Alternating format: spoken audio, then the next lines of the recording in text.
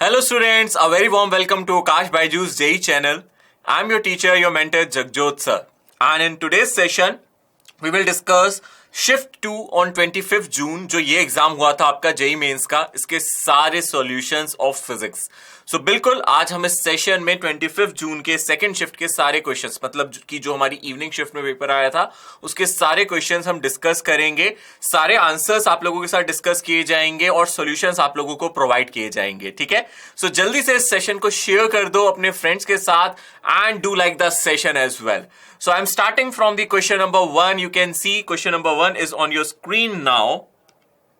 So first question जो आप लोगों को provided था वो ये था, given below there are two statements. अगर आप दोनों statements को ध्यान से देखते हो, statement 1 is the assertion, statement 2 is the reason. Statement 1 बोलता है, statement A जिसको आप कह रहे हो, this is two identical balls A and B, they thrown with the same velocity u at different angles with horizontal attained the same range r. Now A and B reach the maximum height h1 and h2 respectively. So the range is provided as 4 times root of h1 h2. So जो हमारा reason है वो कहता है the product of height is h1 cross h2 which is nothing but u square sin square theta by 2g into u square cos square theta by 2g. सो आप लोगों को assertion reason दोनों चेक करने थे इस क्वेश्चन में और ये बताना था क्या एजर्शन रीजन दोनों सही है या फिर एजर्शन और रीजन एक दूसरे को एक्सप्लेन कर रहे हैं. Reason is explanation of assertion और नॉट. सो आप ध्यान से देखो, डेफिनेटली आप लोगों को पता है ये क्वेश्चन के हिसाब से ये बहुत कॉमन क्वेश्चन है जो आप लोगों को प्रोजेक्टाइल मोशन में पूछा भी जाता है. सो यहां से जो रेंज का फॉर्मूला है ये बिल्कुल करेक्ट होता है, हम इसको भी प्रूफ भी कर सकते हैं. और ये जो इसका रीजन है ये भी ठीक है क्योंकि आप लोगों को पता है कॉम्प्लीमेंट्री एंगल्स की बात किया जाए जिन एंगल को हम कहते हैं θ1 plus θ2 is equals to 90 degrees. ऐसे एंगल्स के लिए we can clearly say that जो हमारी रेंज है वो सेम होती है. मतलब अगर एक एंगल हम थीटा ले रहे हैं देन दूसरा angle we can choose as 90 minus theta, because अगर आप इन दोनों को सम करोगे you will get 90 degrees. So clearly आप देख सकते हो यहां से अगर मैं ध्यान से देखूं θ1 और θ2 को मैं थीटा और 90 माइनस थीटा चूज कर रहा हूं तो आप रेंज के फॉर्मूले में इसको सब्स्टिट्यूट कर सकते हो. Formula of range is u square 2 sin theta cos theta by g. ठीक है, यही फॉर्मूला होता है. सो आप देख सकते हो जो हाइट हो गई वो हो गई u square sine square theta by g और दूसरी हाइट हो गई u square sine of 90 minus theta का होल स्क्वायर बाय 2g. तो जिसको हमने यहाँ cos स्क्वायर थीटा लिया, you just multiply them and you just simply solve then multiply by 1/16 factor here. So definitely you will get the same relation. तो ये बहुत simple easy PG question था, we can say that. और यहां से जो आप लोगों को रीजन दिया है वो हाइट का फॉर्मूला दिया है वो बिल्कुल जस्टिफाई कर रहा है क्योंकि यही हाइट का फॉर्मूला तभी होगा जब एक एंगल थीटा और 90 माइनस थीटा होगा. So definitely yes, you can say that this is the correct assertion and reason is a correct explanation as well. So the final answer will be option A.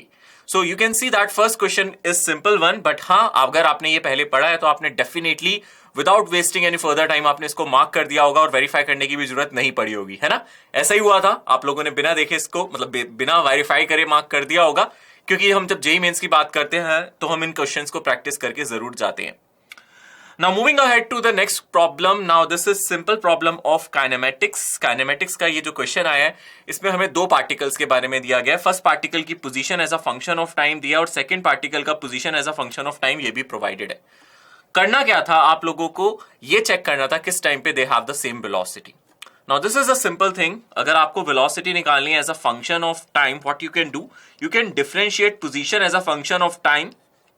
ठीक है, with respect to time. तो आप ध्यान से करो, आप दोनों के लिए ये कर सकते हो. अगर आप वेलोसिटी ऑफ पार्टिकल p की बात कर रहे हो then do differentiate it with respect to time. तो यहां से आ जाएगा alpha T plus beta T square. और अगर आप q की बात कर रहे हो then you can write D by D T of, यहां से आ जाएगा F T minus T square.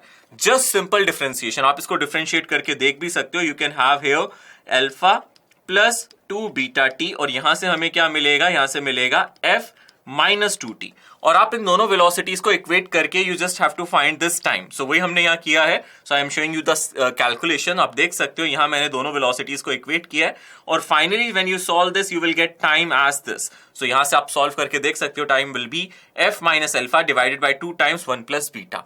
और looking at the options we get straight away इसका जो आंसर आएगा that will be option D. ठीक है, सो जो सेकंड क्वेश्चन था that is from kinematics but it was easy one. I think easily crack आप लोगों ने इसको कर लिया होगा. अगर ये आपकी शिफ्ट में आया था देन इट्स गुड. आपने अगर इसका आंसर सही किया था बहुत अच्छी बात है. सिंपल था, I will say that easy to moderate level का क्वेश्चन था. But for sure most of the students को ये इजी ही लगा होगा, तो इजी हम इस लेवल में कंसिडर कर सकते हैं, ठीक है। So moving ahead to the next problem, again there is a problem which is based on Newton's law of motion, जहां फ्रिक्शन का छोटा सा आप लोगों को बेसिकली यूज करना था, and you have to use centripetal और centrifugal force concept.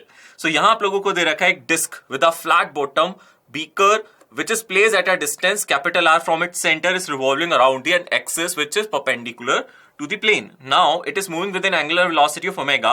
The coefficient of friction between the bottom and beaker and the surface of the disc is provided here. ठीक है, तो हमें यहाँ coefficient of friction भी provided है. Right now the beaker will revolve if with respect to disk, if now there is a relation, अगर आप ध्यान से देख रहे हो यहां से आप एक coefficient of friction mu provided है, तो r should be less than mu g by 2 omega square, r less than equals to mu g by omega square. तो we have multiple options and we have to select the one. Okay, so clearly अगर हम ध्यान से देखें इस question को, अगर हम सॉल्व कर रहे हैं तो हमें एक चीज समझ में आती है, यहां से सॉल्व करने के लिए हमें एक चीज ये यूज करनी पड़ेगी कि हमारे पास जो coefficient of friction है that is mu.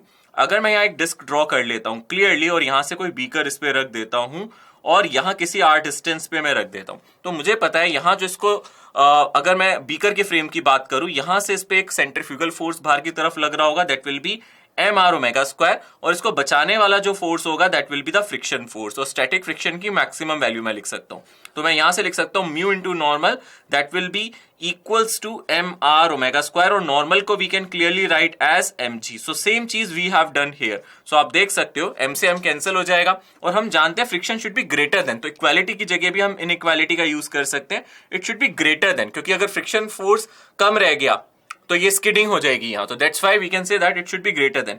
So clearly अगर आप यहां ध्यान से देख रहे हो you will get this answer. अगर आप रेडियस को कैपिटल आर यहां चूज कर रहे हो, so just substitute as capital R, but definitely आप लोगों का जो यहां से नॉर्मल है उसको म्यू एम जी जब आप सब्स्टिट्यूट करोगे you will not find M in the final rotation. So definitely यहां से जो आंसर आएगा that will be R should be less than equals to mu G divided by omega square.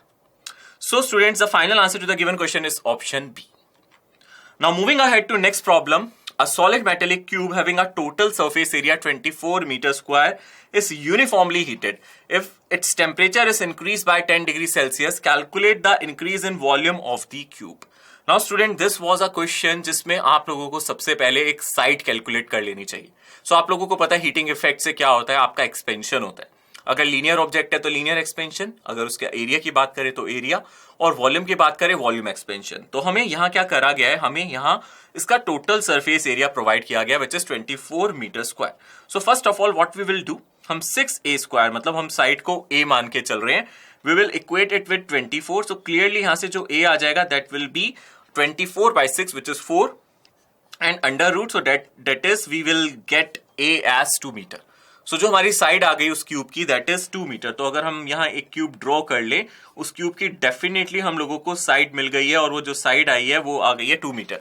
So volume की अगर बात की जाए तो volume will be 2 cube which is nothing but 8 metre cube. ये हमारी वॉल्यूम आ जाएगी इस क्यूब की, राइट.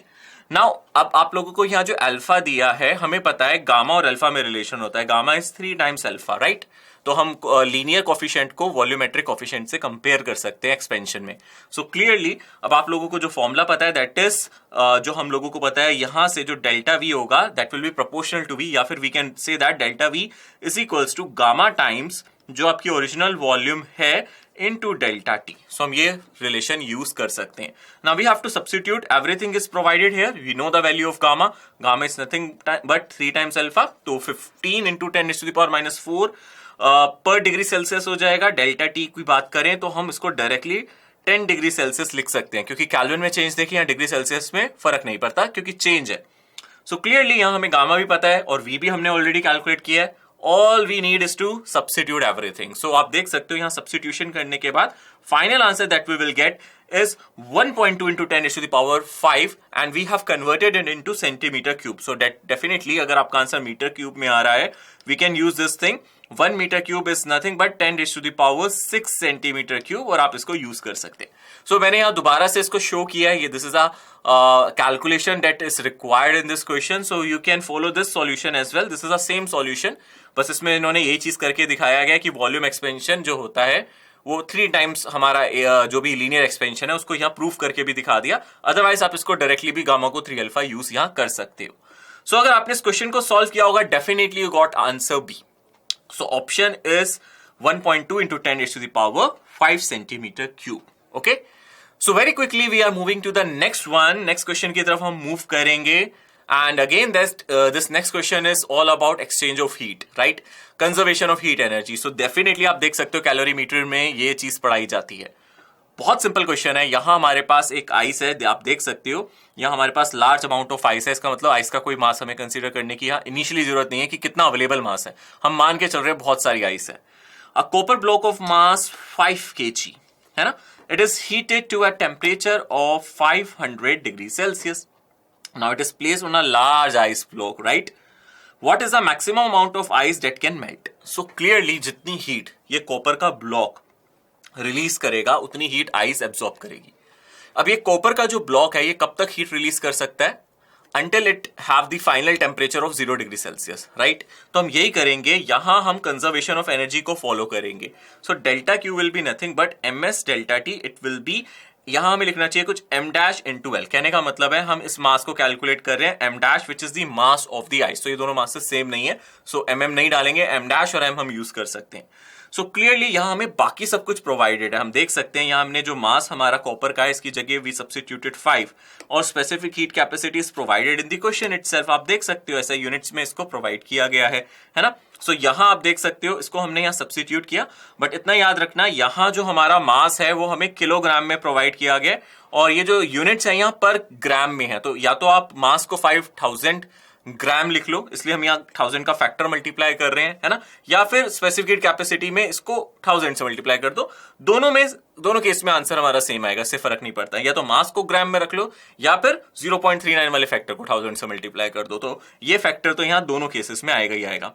उसके बाद अगर मैं ध्यान से देखूंगा, सो यहां से मुझे पता है इसके बाद मुझे क्या सब्स्टिट्यूट करना है। फाइनल थिंग इज कि मैं इसको डिवाइड कर दूंगा with L which is provided for the ice, है ना? हमें ये आइस के लिए प्रोवाइडेड है। हमें पता है कि latent heat of fusion for ice is given in the problem, उसको हम डायरेक्टली यहां सब्स्टिट्यूट कर देंगे।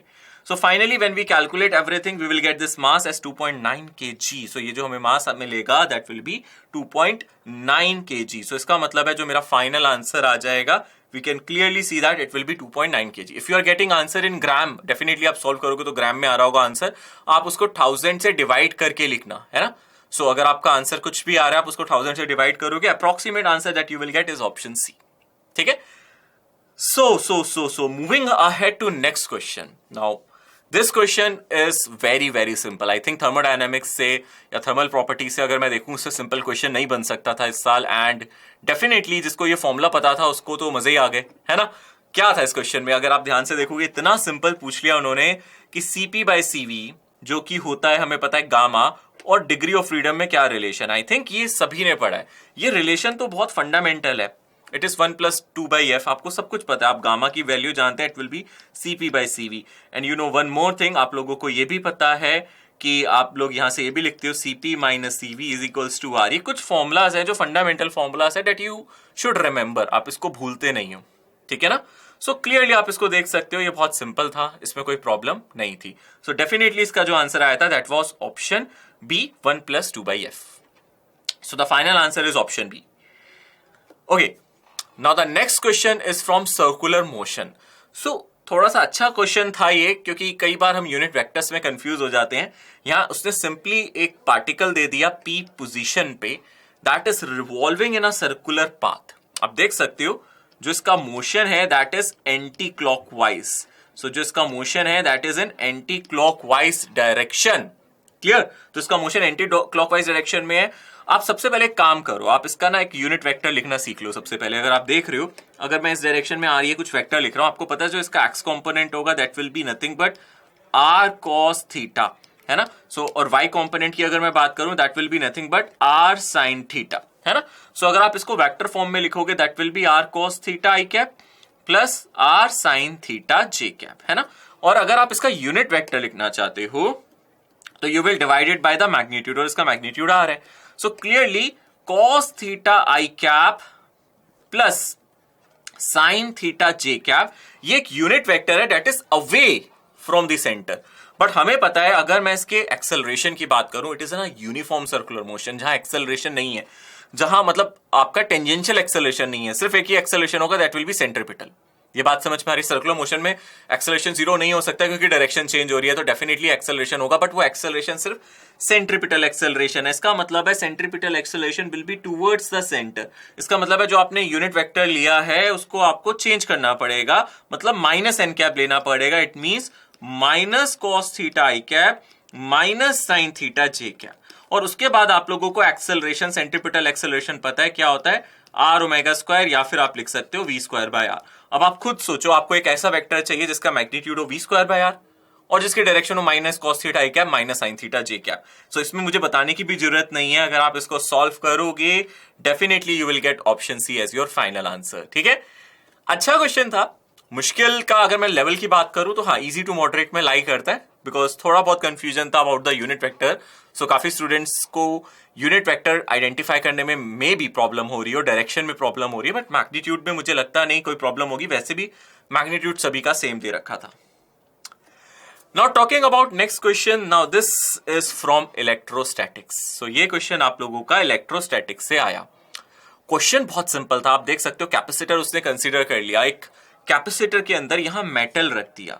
Now you should know one thing, अगर हम कभी भी मेटल प्लेट अंदर रखते हैं ना, तो इससे क्या होता है, जो डिस्टेंस होता है ना कैपेसिटर की प्लेट्स का, वो कम हो जाता है। कहने का मतलब है ये आप लोगों का जो मेटल है, इसका जो के होता है ना, जो इसका के होता है dielectric constant, that is infinite. तो इनफाइनाइट डाइलेक्ट्रिक कांस्टेंट होने से क्या होता है कि इतने पोर्शन को आप यहां से एलिमिनेट कर सकते हो। सो डेफिनेटली अगर आप ध्यान से देख रहे हो, इस पोर्शन को आप एलिमिनेट कर दोगे तो ओवरऑल इफेक्टिव जो डिस्टेंस होगा कैपेसिटर प्लेट के बीच में, वो d minus D by two हो जाएगा, विच is nothing but d by two. So clearly यहां से अगर मैं इसका कैपेसिटेंस फाइनल निकालूंगा, इनिशियल कैपेसिटेंस तो सेम था, मतलब a epsilon not by D, final capacitance हो जाएगा a epsilon not divided by d by two, तो क्लियरली हो जाएगा 2a epsilon not by d। सो आप यहाँ रेशियो ले सकते हो, आप क्लियरली आप देख सकते हो कैपेसिटेंस आपका ट्वाइस हो गया है ना। सो अगर आप यहाँ कैपेसिटेंस निकालोगे तो ट्वाइस हो जाएगा, and when you take the ratio you will get option A as your answer.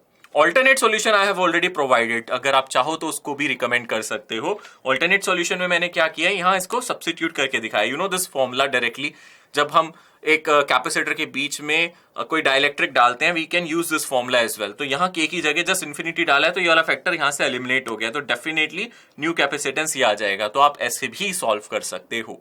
ठीक है, so in both ways you will get the same answer, effectively you will get the answer 2:1। I think ये question थोड़ा easy था। Next question की तरफ move करेंगे। बहुत ही common question है बच्चों, आप देखोगे अगर आप कोई भी बुक फॉलो कर रहे थे एग्जाम से पहले, या फिर हमारी कोई टेस्ट सीरीज ज्वाइन की थी, या फिर जो मैंने अपने क्लास नोट्स में आप लोगों को पढ़ाया था, उसमें ऐसा क्वेश्चन जरूर कराया था, जहां सेल्स का कॉम्बिनेशन सीरीज में लिया और किसी एक सेल पे नेट पोटेंशियल ड्रॉप जो था उसका वो 0 हो जाता है। वही हम लोगों को यहाँ करना है। सो देखा जाए, यहाँ आप देख सकते हो, यहाँ कुछ नहीं करना है इस क्वेश्चन में। सबसे पहला काम होगा आप यहाँ टोटल करंट निकाल लो।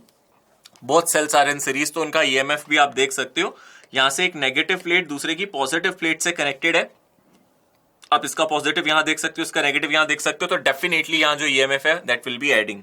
सो इसका मतलब जो टोटल ईएमएफ हो जाएगा दैट विल बी 2E, और total resistance R1 plus R2 plus capital R। मतलब यहां से I can write clearly R plus R1 plus R2।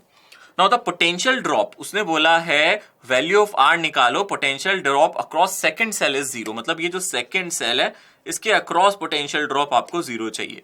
अच्छा, पोटेंशियल ड्रॉप की अगर मैं बात करूं किसी भी सेल से जिससे करंट जा रहा हो, वो सिंपली होता है जो भी उस पे ईएमएफ लिखा होता है मेंशन, यहां कितना है E, माइनस जो उससे करंट फ्लो कर रहा होता है, या जो हमारा करंट फ्लो कर रहा है that is capital I, into जो उसका रेजिस्टेंस है। आप इसको निकाल के 0 से इक्वेट कर दो। तो इसी को मैं यहां नीचे सॉल्व कर देता हूं। आप देख सकते हो क्लियरली मैं क्या कर सकता हूं, यहां से वी कैन यूज V, इसको हम डाल देते हैं 0 और यहां से डाल देते हैं E माइनस करंट की जगह 2 टाइम्स जो भी मेरा ये ईएमएफ था E divided by R plus R1 plus R2 multiply by R1, and then you just solve this equation. बहुत सिंपल, आप देख सकते हो E तो अभी से आप कॉमन लेके 0 में ले जा सकते हो। Then you solve this equation.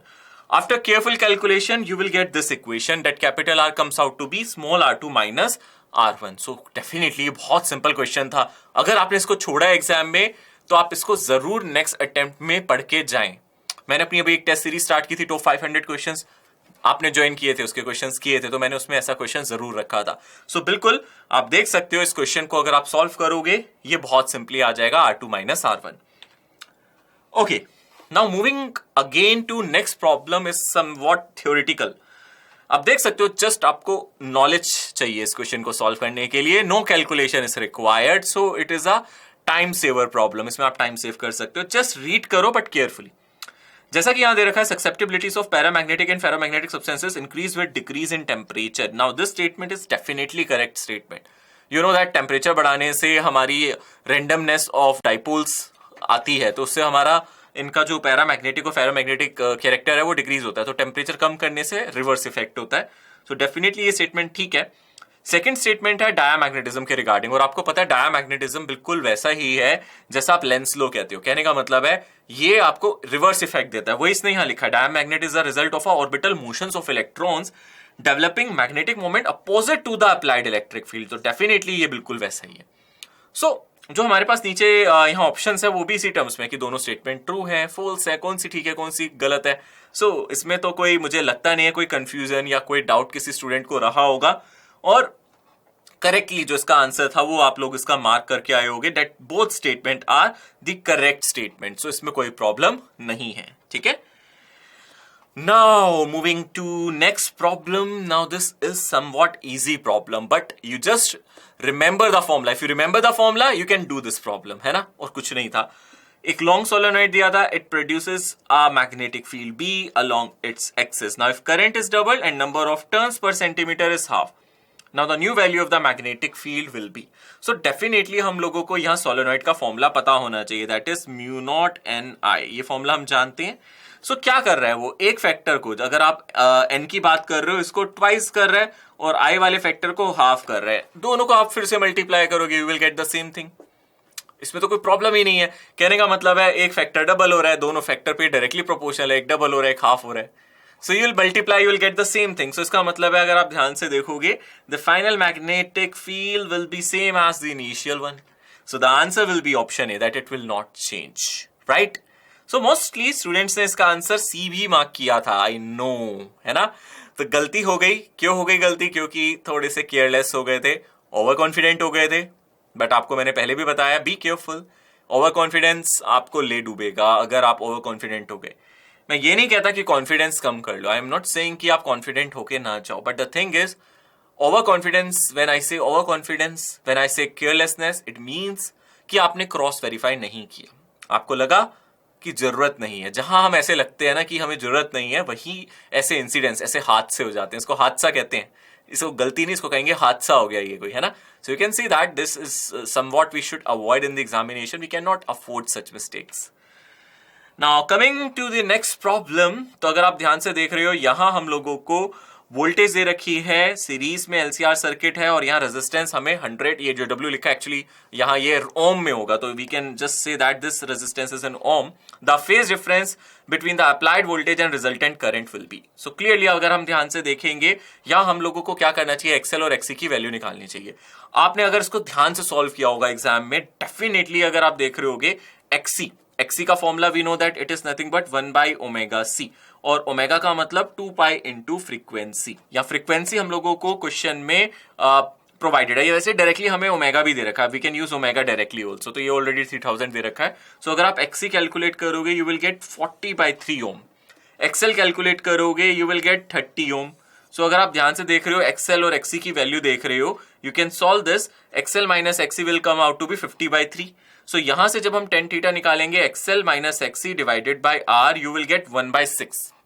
देख सकते हो आप यहां से एक्सएल माइनस एक्सी जब आप कैलकुलेट करोगे यू विल गेट 1/6. सो जब आपका ये 1/6 आ जाएगा, इसका मतलब क्या है, अगर आप ध्यान से देख रहे हो आपको पता है that tan theta is nothing but XL minus XC by R. तो थीटा आप लोगों का क्या आ जाएगा, tan इनवर्स ऑफ 1/6. सिर्फ इतना करना था इस क्वेश्चन में. आप 1/6 को कैलकुलेट करोगे you will gate 0.17. So option is the correct choice for the given problem. Okay. So after this problem we can move to some other problem, or again this problem comes from EM waves. But EM wave का ये बहुत simple problem आया और मैंने आप लोगों को पिछली शिफ्ट में भी दिखाया था. कि in some problems when we have to calculate refractive index, what they are doing, they do not provide us directly refractive indices.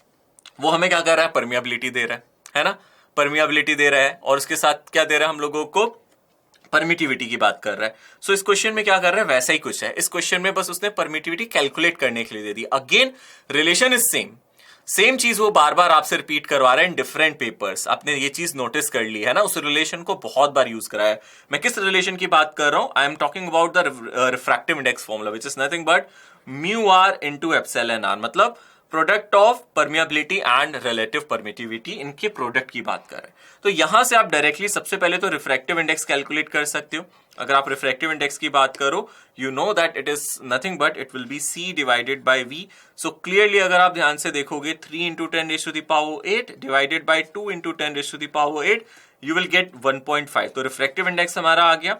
This will be nothing but mu r is 1 and epsilon r you should calculate here. So definitely आपको just square करना था 1.5 का, और अगर आपने किया तो you will get 2.25 and definitely option A is the correct choice here.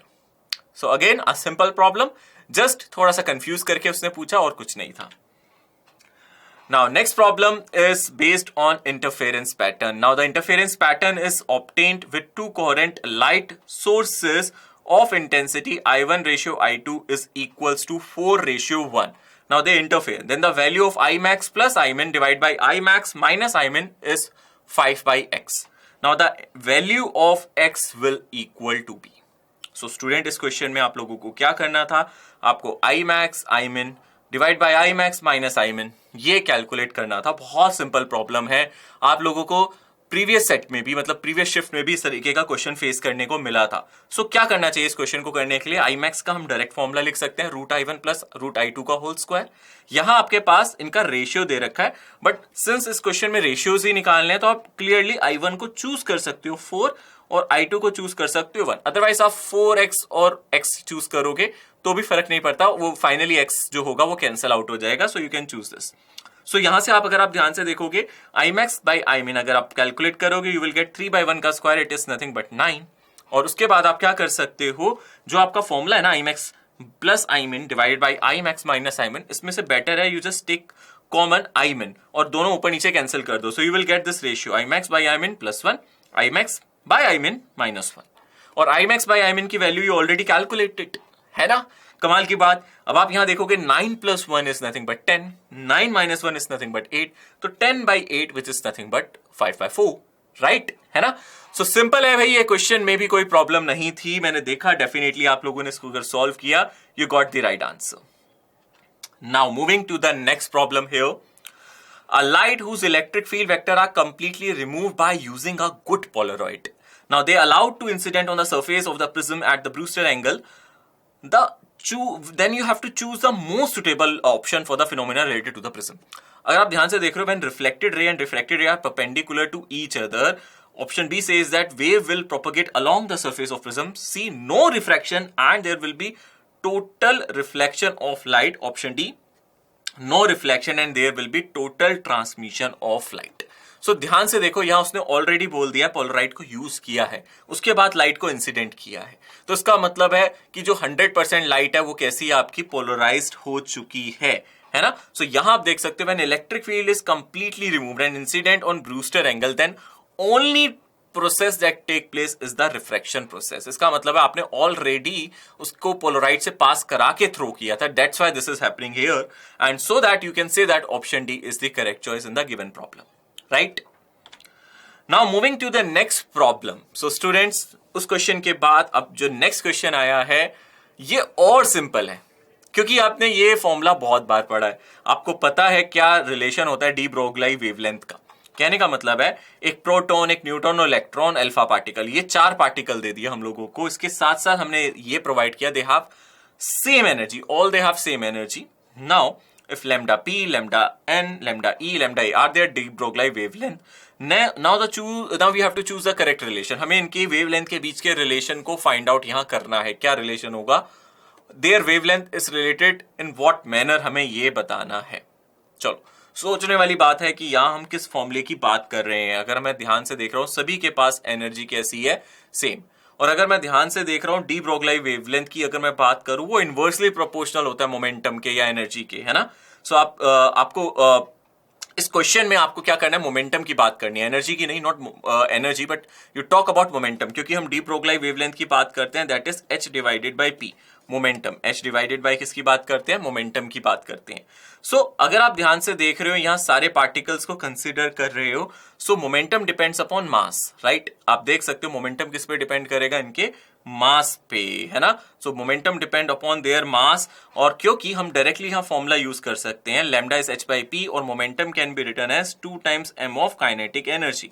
So using this relation सिर्फ मास पे डिपेंड करेगा, अदरवाइज तो मोमेंटम का फॉर्मूला होता है मास इनटू वेलोसिटी, बट यहां हम यूज करेंगे इस रिलेशन को जिससे हमें ये चीज समझ में आ जाए कि इसका रिलेशन एनर्जी से है या मास से, ठीक है। So clearly if they all have same kinetic energy, अगर सभी के पास सेम काइनेटिक एनर्जी है, सो डेफिनेटली जो आपका लैम्डा है वो किस पे डिपेंड करेगा, inversely proportional to root of mass. So यहां अगर मैं मास की बात करूं, सबसे ज्यादा जो मास है अल्फा पार्टिकल का है, तो जो उसका लैम्डा है वो सबसे कम होना चाहिए। सो इंक्रीजिंग ऑर्डर की अगर मैं बात करूं, या फिर मैं बात करूं सबसे पहले हाईएस्ट वेवलेंथ की, तो वो हो जाएगा lambda E, then lambda P, then lambda N, then lambda alpha. So according to the provided options, option B is the correct choice, ठीक है। Now moving to the next problem, this problem is all about graph. Graphical approach भी हमें अच्छी रखनी होती है exams में, हमें याद रखने हैं कि कोई भी ग्राफ आ सकता है और लोगैरिथम के बेसिस से क्वेश्चंस पूछे जाते हैं। लोगैरिथम लेने के बाद ग्राफ को प्लॉट जनरली किया जाता है, क्योंकि इससे रिलेशन जनरली लीनियर या फिर अलग तरीके का बन जाता है। जैसा कि आप लोगों को पता है, यहां आपने एक फॉर्मूला पढ़ा होगा, r is equals to R naught A की पावर 1/3। इसी रिलेशन को उसने थोड़ा मॉडिफाई किया टेकिंग नेचुरल लोगैरिथम, और उसके बाद उसने कहा है कि ln r by are naught और ln a में ग्राफ बना के दिखाओ। सो क्लियर है, अगर आप यहाँ ln ले लेंगे दोनों साइड, अगर आप यहाँ नेचुरल लोगैरिथम ले लेंगे, you will get ln r by are naught as 1/3 ln a। So हमें जो ग्राफ बनाना है वो यहीं तक बनाना है, हम चाहे इस रिलेशन को आगे भी एक्सपेंड कर सकते हैं, बट अगर हम यहीं से ग्राफ बना लेंगे तो you can see that y is equivalent to ln r by are not, क्योंकि इसको मैंने y एक्सिस पे रखा है, और x is equivalent to ln a, मतलब क्योंकि x एक्सिस पे ln a रखा है। सो क्लियरली यहाँ जो स्लोप है m, that is nothing but 1/3, which is a positive number. So it should be a straight line with a positive slope, and positive slope के साथ साथ जो इसका y intercept है, मतलब जो c की वैल्यू है, that should be 0. So कोई y intercept नहीं होगा, origin से पास करेगा। So the correct choice that will match here will be option B. ठीक है। So आपने देखा कि इस क्वेश्चन में जो किया गया है वो ग्राफ प्लॉट डायरेक्टली नहीं किया गया, वो नेचुरल लोगैरिथम लेके किया गया है, और इंटरसेप्ट भी अगर आप ध्यान से देखोगे वो नहीं आने वाला। Okay, Now moving to next problem, it is from semiconductors. So semiconductor का problem है, you can clearly see here logic gates are provided. So आपको क्या करना है, आपको करेक्ट इसका बूलियन अलजेब्रा लिखना है, या फिर आपको फाइनल एक्सप्रेशन लिखना है, और किसी भी तरीके से आपको आइडेंटिफाई करना है फाइनल जो इसका रिजल्टेंट है y, वो किस तरीके से आउटपुट आएगा, है ना। देखो, अगर आप ध्यान से एक चीज को नजर रखोगे, तो अगर आप एक जगह सिग्नल A और दूसरी जगह B दे रहे हो, सो डेफिनेटली आपको एक चीज समझ में आएगी, there it is a short circuiting, मतलब दोनों सिग्नल यहाँ A जा रहे हैं और बाहर आपका क्या लगा है, नॉट। तो यहाँ आप चाहे इसको और गेट यूज करो या एंड गेट यूज करो, इट डजंट मैटर, आप कोई भी गेट यूज करो, बट अगर आपने शॉर्ट सर्किट किया और बाद में आपका यहाँ नॉट है, तो फाइनली यहाँ से A बार ही आएगा और यहाँ भी B बार ही आएगा। और आप देख सकते हो इसके बाद आप क्या कर रहे हो, नॉर गेट लगा रहे हो, it means you are adding A bar plus B bar and then you are taking not again, तो इसका मतलब है ये। सो कहने का मतलब है A bar plus B bar and then whole bar. Now you know the rule, है ना, डी मोर्गन जो भी आप पढ़ते हो, break the line change the sign. कहने का मतलब है अगर आप लाइन को ब्रेक कर रहे हो तो आप एडिशन की जगह मल्टीप्लीकेशन यूज करो, then it becomes this. Now this is nothing but A into B. Now this is for, ये किसका लॉजिक है अगर आप ध्यान से देखें, this is for a AND gate. तो डेफिनेटली यहां से जो फाइनल आंसर आएगा that will be a AND gate. Now comparatively ये क्वेश्चन इतना मुश्किल नहीं है, this is a simple one, so I will consider this question in easy category. So ये easy category का क्वेश्चन है।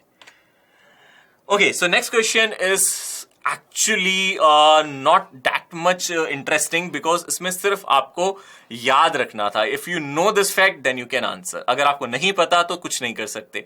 So definitely बहुत सारे स्टूडेंट्स को इसके बारे में नहीं पता होता, इन्फॉर्मेशन बेस्ड है, नहीं याद रहता, तो वो छोड़ देते हैं। और मैं भी ये कहूंगा, अगर आप कॉन्फिडेंट हो, आप सबसे पहले पढ़ के जाओ। अगर आप ईएम वेव्स पढ़ते हो या फिर आप कम्युनिकेशन सिस्टम पढ़ते हो, तो आप लोगों को ऐसी इन्फॉर्मेशन बेस्ड क्वेश्चंस की आदत रखनी है। इस पेपर में मैंने देखा ऐसे क्वेश्चंस आए हैं। सो क्लियरली उसने क्या करा है, यहां आप लोगों को कुछ आपको लेफ्ट में लिस्ट दिए रखी है आप लोगों को सिग्नल्स की, मतलब आप देख सकते हो frequency modulation, guided media channel, और राइट साइड में आप लोगों को दे रखा है वो कहाँ यूज हो रहा है, कौन सी वेव को यूज कर रहे हैं या किस पर्पस में यूज हो रहा है, कौन कहाँ किस जगह पे उसका एप्लीकेशन है। मतलब आपको रिलेशन मैच करने हैं लेफ्ट और राइट साइड में सिंपली, ठीक है। जैसे कि आप देख रहे हो यहाँ गाइडेड मीडिया चैनल, और राइट साइड भी आप लोगों को ऑप्शन प्रोवाइडेड है। आपको ऑप्टिकल फाइबर दे दिया है, आपको समझना पड़ेगा अच्छा guided media channel optical fibre से रिलेटेड है, या फिर अगर आप फेसिमाइल की बात कर रहे हैं वो किससे रिलेटेड है। सो ये सिर्फ इंफॉर्मेशन बेस्ड है। डिजिटल सिग्नल की बात अगर हम करें तो वो रेक्टेंगुलर वेव से रिलेटेड है। ये सब बातें अगर आपको पता है तो आप इसको क्लियरली मैच कर सकते हो, देख सकते हो फाइनल मैचिंग होगा ए से। अगर मैं ध्यान से देखूं, ए को हम डायरेक्टली देख सकते हैं, वो इससे मैच कर जाएगा। बी की बात करें वो डायरेक्टली ऑप्टिकल फाइबर से मैच कर जाएगा। सी की बात करें वो लोकल ब्रॉडकास्ट रेडियो से, मतलब फ्रीक्वेंसी मॉड्यूलेशन ब्रॉडकास्ट रेडियो से मैच करेगा। एंड डिजिटल सिग्नल की बात करें वो रेक्टेंगुलर वेव से मैच करेगा। सो डेफिनेटली अगर आप देख सकते हैं they are matching. Okay, so next problem की अगर मैं बात करूं, again this is a problem that most of the student did in their examination. इसमें कुछ खास मुश्किल नहीं आई बच्चों को, बट यस अगेन यहां बस एक चीज था, फिगर ऑफ मेरिट, इसमें थोड़ा बहुत कंफ्यूजन था बच्चों को। इसके अलावा तो इस क्वेश्चन में कुछ नहीं था। Now the question is, if n represents the actual number of deflection in a converted galvanometer of resistance capital G and shunt resistance capital S, now the total current I when its figure of merit is K will be. So here we have four options. So definitely आपको इतना समझना पड़ेगा, यहां हम galvanometer के साथ एक shunting कर रहे हैं और आपके पास यहां कुछ करंट आ रहा है I. सो अगर मैं ध्यान से देख रहा हूं, यहां जो करंट है दोनों सेक्शन में डिवाइड होगा, जहां रेजिस्टेंस ज्यादा वहां करंट का। अगर मैं बात करूं सिंपल सी गैल्वेनोमीटर पे कितना करंट जाएगा, तो आप क्या कर सकते हो, टोटल करंट को मल्टीप्लाई कर सकते हो सामने वाला resistance which is nothing but s divided by total resistance g plus s. Now we are provided with merit, है ना, figure of merit, and definitely we are provided with n represents the actual number of deflection. तो इसका मतलब है कि कितना percent या फिर कितना फ्रैक्शन ऑफ डिफ्लेक्शन है। So you can clearly see that इसको मैं simply n times figure of merit लिख सकता हूं, मतलब n टाइम्स k लिख सकता हूं। सो इसी चीज को यहां यूज करना था भाई, जितना करंट मेरा गैल्वेनोमीटर से जा रहा है that will be equals to n into k। अगर आपने इसको सॉल्व किया you will get the final value for the current. तो यहां से जो I आ जाएगा that will be this. So clearly students ने इस क्वेश्चन को सॉल्व कर लिया था and final answer that they are getting is nk g plus s divided by s। Now integer type problems की भी अगर मैं बात करूं, इस पेपर में कुछ खास मुश्किल नहीं आई, और ये जो पहला प्रॉब्लम है इंटीजर टाइप का, ये 99% स्टूडेंट्स ने सॉल्व कर लिया विदाउट एनी हेसिटेशन। बस इस प्रॉब्लम में एक चीज थी कि ए कांस्टेंट दिया था, तो बस उसको याद रखना था, अदरवाइज तो कुछ भी नहीं था, है ना। सो क्लियरली आपको पता है ए कांस्टेंट है तो उसमें कुछ एरर नहीं होगा। तो डेल्टा जेड बाय जेड की अगर मैं बात करूं परसेंटेज में, that will be nothing but 3 times delta x by x plus 1/2 times delta y by y, and all are in percentage, है ना। तो डेल्टा एक्स बाई एक्स का percent, delta y by y का percent. Simple है, अगर आप ध्यान से देखोगे it will be 3 into 4 plus 1 into 12। So यहां से आ जाएगा 12 plus 6 and it will B 18%। So simple calculation के बाद जब आप इसका आंसर कैलकुलेट करेंगे you will gate 18%, and I don't think इसमें किसी को कोई प्रॉब्लम होगी, क्योंकि अगर ऐसा क्वेश्चन आएगा तो यू डेफिनेटली डू, ठीक है। Now next problem is about a circular motion। अब circular motion में भी आप लोगों को पता है with the help of a friction we can move on a circular surfaces, right? अगर banked है रोड तो भी कर सकते हैं, और अगर लेवल रोड है तो हम फ्रिक्शन की हेल्प से मूव कर सकते हैं। सो हियर फ्रिक्शन फोर्स, जो फ्रिक्शन फोर्स है वो हमें मूव करने में हेल्प करेगा, and we are taking the maximum speed. तो it means we are utilising the fact that we are using maximum static friction force because we are considering no rubbing between the tire and the road, ठीक है। सो road और tyre के बीच में कोई rubbing नहीं है, maximum friction force use कर रहे हैं। इसका मतलब है यहां जो भी आपका सेंट्रीपिटल फोर्स है ना, if I talk about centripetal force, तो वो डेफिनेटली किसके इक्वल हो जाएगा, वो डेफिनेटली किसके इक्वल हो जाएगा, फ्रिक्शन फोर्स के इक्वल हो जाएगा। और फ्रिक्शन फोर्स को आप यहां म्यू लिख सकते हैं। एंड यूजिंग दैट फैक्ट आपको एक फॉर्मूला पता होता है, जो मैक्सिमम स्पीड होती है that is nothing but mu R G, है ना। आप क्लियरली लिख सकते हैं म्यू एम जी को mv स्क्वायर बाय आर, और इस रिलेशन को डिराइव कर सकते हैं। सो आप देख सकते हो उसने यहाँ ये बोला है कि पहले आप 75 मीटर के रेडियस पे मूव कर रहे थे और मैक्सिमम स्पीड आपकी 30 मीटर पर सेकेंड थी। अगर रेडियस आपका 48 मीटर हो जाएगा तो मैक्सिमम स्पीड क्या होगी? तो डायरेक्टली आप देख सकते हो म्यू तो चेंज हो नहीं रहा, जी चेंज नहीं हो रहा, तो v is directly proportional to radius, है ना। सो हम ये यूज करेंगे इस क्वेश्चन में। अगर आप ध्यान से देखोगे v1 by v2 is root of r1 by r2। So definitely यहां से आप सॉल्व करेंगे, you will get the value of v2 as 24 meter per second. It means obviously जो v है वो r के प्रोपोर्शनल है। अगर आपका रेडियस कम हो रहा है तो जो मैक्सिमम स्पीड है वो भी कम हो जाएगी। मतलब अगर आप ज्यादा तेज स्पीड से मूव कर रहे हो तो टेक अ बिगर रेडियस। अगर आप कम रेडियस वाले ट्रैक पे हो रहे हो तो आपकी मैक्सिमम स्पीड भी रिड्यूस हो जाएगी, है ना। बड़ा रेडियस बड़े पाथ में मूव कर रहे हो then you can increase your speed in that case if with the same friction available, है ना। सो डेफिनेटली अच्छा क्वेश्चन था, इंटरेस्टिंग था, बट मुश्किल नहीं था, इजी था। I will say that it was easy one. So 24 is the right answer. Now next problem is a block of mass 200 gram is kept stationary on a smooth inclined plane by applying minimum horizontal force F is equals to root x Newton। बहुत simple है, आपको बस कुछ नहीं करना, free body diagram बनाना है। यहां आप लोगों को पता है नॉर्मल रिएक्शन लगेगा, ऊपर आप लोगों को पता है this angle is theta then this angle will also be theta, और थीटा हमारा यहाँ कितना है 60 डिग्री, ऊपर होगा n cos थीटा। तो डेफिनेटली यहां आप लोगों को ऊपर n cos थीटा मिलेगा और इस साइड क्या मिल जाएगा n sin theta. So n sin theta will balance this force, F horizontal force को बैलेंस कर लेगा, और n cos theta किसको बैलेंस कर लेगा? You know that mg को। So definitely बहुत सिंपल इक्वेशन बनेगी, n cos theta is mg, n sin theta is f। अब तो कुछ भी नहीं है बेटा, tan थीटा निकालने के लिए you just take the ratio। आप इसको फर्स्ट इक्वेशन, इसको सेकंड कह रहे हो, तो you just divide second by first equation, you get tan theta is f by mg, f is mg tan theta, और थीटा आपको 60 डिग्री प्रोवाइडेड था, tan 60 की वैल्यू आपको पता है √3, you will get 2√3 which is effectively √12 Newton, और यहां से x की वैल्यू आ जाएगी कितनी? 12। So final answer to this integer type problem will be x। ठीक है। Now the next problem is from rotational motion। Okay, so rotational motion का क्या है? Easy question था ये, बट थोड़ा सा लेंदी जरूर था, क्योंकि you have to take care of moment of inertia. क्योंकि यहाँ जो स्टेटमेंट्स दिए हैं, यहाँ मोमेंट ऑफ इनर्शिया आप लोगों को ध्यान से देखने पड़ेंगे। आप लोगों को यहाँ क्या प्रोवाइडेड है? In this problem we have 4 symmetrical object, each with mass m, each with radius r। Now solid sphere, solid cylinder, disk and ring।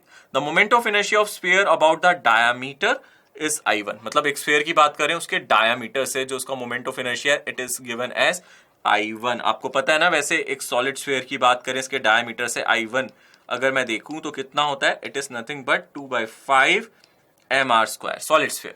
Now about the axis of a cylinder is I2, और अगर हम cylinder की axis की बात करें, it will behave like a disc, and definitely जो आपको यहां से मिलेगा एक्सिस ऑफ सिलेंडर से ये डिस्क जैसा मिलेगा। तो ये हमने अगर I2 बोला है then it will be nothing but it will be mr² divided by 2।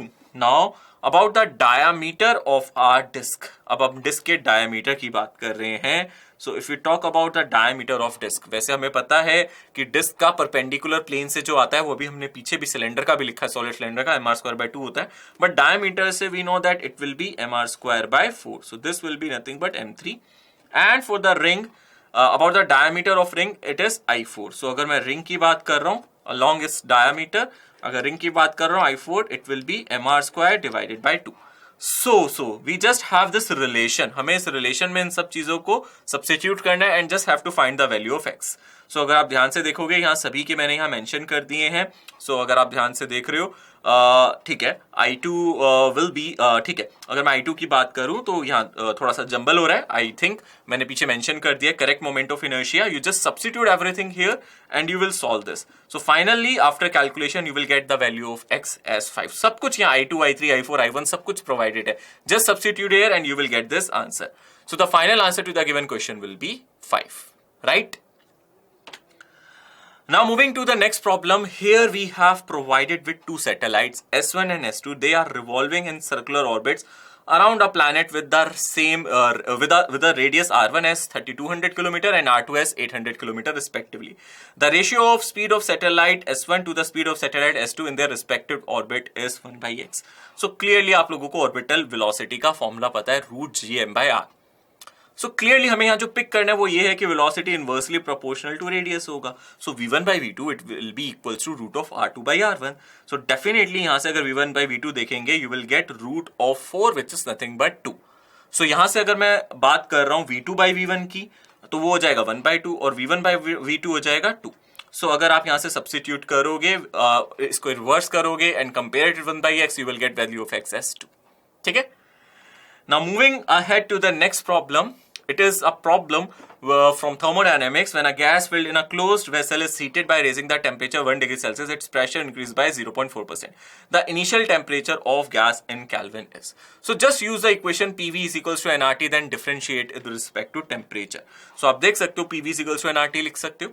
अगर आप ध्यान से देखोगे दोनों साइड आपने यहाँ से डिफरेंशिएट किया है, सो डेफिनेटली आप यहाँ dp by b लिख सकते हो, और क्योंकि dv by v 0 हो जाएगा तो आप देख सकते हो यहाँ dp by p into 100 that will be same as dt by t into 100. ठीक है. n कांस्टेंट है, r कांस्टेंट है और v यहाँ कांस्टेंट ले रहे हैं क्योंकि क्लोज चैम्बर है. ठीक है. So we can do this thing, right. So अगर आप ध्यान से देख रहे हो dp by b को हम लिख सकते हैं इस into 100 इज 0.4 और 1 by t into 100, और डेल्टा टी को ही हमने चेंज इन टेम्परेचर डाला है which is provided as 1 degree Celsius. So just substitute here. So from here we get 250 Kelvin as the final answer. Simple. So I think ये question अगर आपने solve किया in kelvin you get 250 kelvin as your final answer in this case. क्योंकि जो 1 degree Celsius का change है ना वो 1 केल्विन के इक्विवेलेंट है. कई बार दिमाग में आएगा सर यहाँ आपने 1 डिग्री सेल्सियस लिया but answer is in kelvin, तो इट डजंट मैटर क्योंकि हमने आइडियल गैस इक्वेशन से वो कैलकुलेट किया है ना, सब कुछ अपनी एसआई यूनिट्स में किया है. सो डेफिनेटली 1 केल्विन का ही चेंज 1 डिग्री सेल्सियस के इक्विवेलेंट होगा. Now next problem is 27 identical drops are charged at 22 volt each. Now they combine to form a bigger drop. The potential of the bigger drop will be.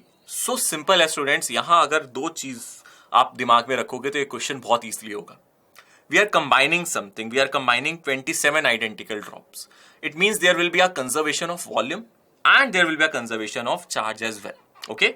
So that's what we will do here. So we can say that let the charge on one drop is q and the radius is r. So we have the potential for one drop is kq divided by r.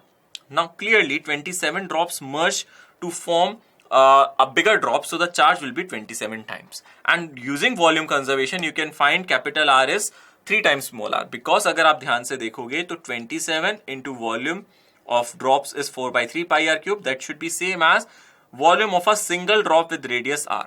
यहां से अगर आप देखोगे 4 by 3 pi will cancel out, so r की value आ जाएगी 3 times r, and that we have written here directly. So clearly जो आपका new potential होगा k capital Q by r होगा. We substitute here, we get the value as 9 into 22 which is 198 volts. Clear? So student अगर आप ध्यान से देखोगे 198 volts और इंटीजर में ये प्रॉब्लम बहुत सिंपल रहा. ठीक है. Now coming to next problem. Now this problem that you can solve in class 10th as well. So a student of class 10th, if he is sincere, then definitely he can solve this problem. ठीक है. So definitely आप भी class 10th में इसको solve कर चुके होगे क्योंकि आप जेई की प्रिपरेशन कर रहे हो. So I'm expecting कि इस क्वेश्चन को किसी ने गलत ना किया हो. Clearly the length of a given cylinder is increased to double of its original length. तो यहाँ आपको बस इतना याद रखना है, लेंथ डबल कर रहे हो तो एरिया कंजर्वेशन, वॉल्यूम कंजर्वेशन से एरिया हाफ हो जाना चाहिए.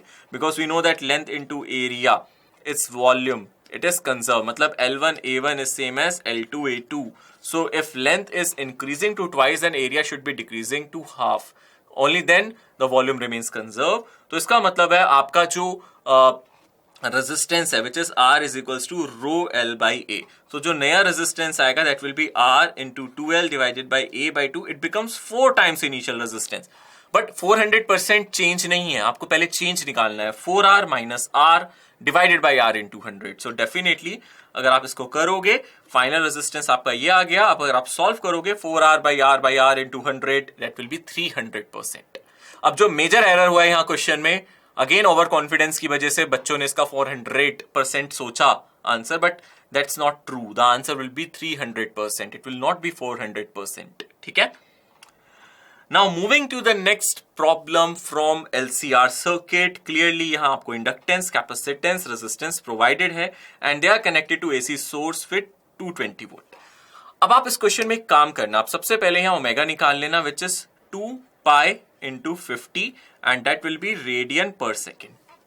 और यहां से आप एक्सएल निकाल लेना विच is nothing but omega L, जिसको आप क्या लिख सकते हो यहां से 100 पाई विच इज ओमेगा, और एल की वैल्यू भी यहां प्रोवाइडेड है 100 इंटू 10⁻⁻³ ये आपका ओम्स में आ जाएगा। सिमिलरली एक्सी निकालोगे 1 by omega c and you can substitute 1 by 100 pi into c which is nothing but 100 microfarad, और अगर आप चेक करोगे ये भी अप्रोक्सीमेटली एक्सएल के इक्वल ही आएगी, आप चेक कर लेना चाहिए। इसका मतलब है यहाँ XL minus XC should be 0, so जो सर्किट है वो मेरा प्योर रेजिस्टिव हो गया। ये सर्किट कैसा हो गया? Pure resistive, right. तो कुछ बचा ही नहीं। आपको पता है आप करंट कैसे निकालेंगे, जो भी वोल्टेज है डिवाइडेड बाय आप क्या कर दोगे, रेजिस्टेंस कर लोगे। जो वोल्टेज है हमारी 220 है, रेजिस्टेंस मेरा 10 है, तो डेफिनेटली यहां से जो Z आ गया है वो 10 के इक्वल ही आ गया। सो I हो जाएगा मेरा V/Z, जो ये आ जाएगा आपका 22 ampere. So final answer will be 22।